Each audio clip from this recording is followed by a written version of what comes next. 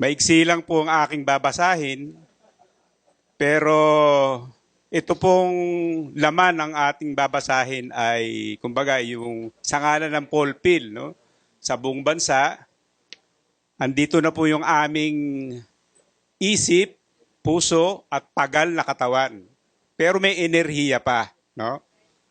Para sa ating, may nagsasabi sa amin, unfinished business, no? Kasan ba si Arnel dyan? So, ito po yung babasahin ko po ang aming pahayag. Please pursue peace with a new frame of mind and mold of heart. To the government of the Republic of the Philippines and the National Democratic Front, once again, the Filipino people stand at a critical juncture in our nation's history. For far too long, our country has been marred by conflict, division, and the devastating consequence of protracted and destructive war. The time has come for us to rise above and the cycle of violence and embrace new path towards lasting peace and prosperity for all Filipinos. It is with the urgency and conviction that we call on the government of the Republic of the Philippines and the NDF to pursue peace differently, sincerely, and more dynamically. The need for a fresh approach to peace talk has never been more pressing. Decades of traditional negotiations have yielded limited progress and failed to bring about a sustainable resolution to the conflict. It is abundantly clear that the old framework and methods are no longer sufficient to address the complex and deeply rooted issues that underpin the struggle between the government and the NDF. We must break free from the confines of the past and embrace a fresh, innovative approach that is bold, inclusive, and forward-thinking. As former rebels, activists, and still grassroots yet professional development workers, we firmly believe the pursuit of peace must be underpinned by the principles of inclusivity, mutual respect, the genuine dialogue. It is imperative that all stakeholders, including marginalized communities, indigenous groups, and civil society organizations, have a seat at the negotiation table. Their voices and perspective are integral to shaping a comprehensive and sustainable peace agreement that addresses the root cause of the conflict and paves the way for a just and equitable future of all Filipinos.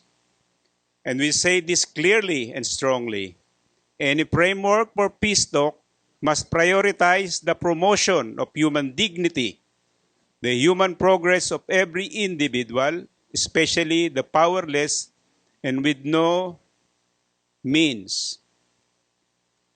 Innovative peace talk demand a departure from the narrow confines of partisan politics and embrace of a holistic approach that addresses the interconnected socio-economic, political, and cultural dimensions of the conflict.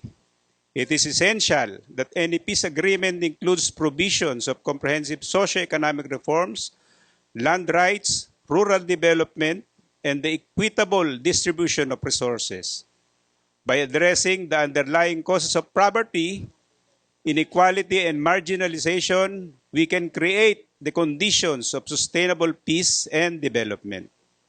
The time has come for our leaders to demonstrate the courage and vision necessary to chart a new course for our nation. We call upon the GOP and the NDF to seize this historic opportunity and engage in innovative, inclusive, and transformative peace talk. For a strong, good start, let us offer as timely present to the Filipino people the peace of heart, the peace of mind, and the peace from each other, barrel beginning, and if only for this reason. Let us not be bound by the failure of the past, but rather let us be inspired by the prospect of a future defined by peaceful, progressive, and people-centered nation. We can forge a new path towards a just and enduring peace, if only we so desire it. And we earnestly do. That is why we are all hands on deck on this. Signed with our bare hands in 23rd of December in the year of our Lord 2023 in Diliman, Quezon City. Salamat po. Thank you.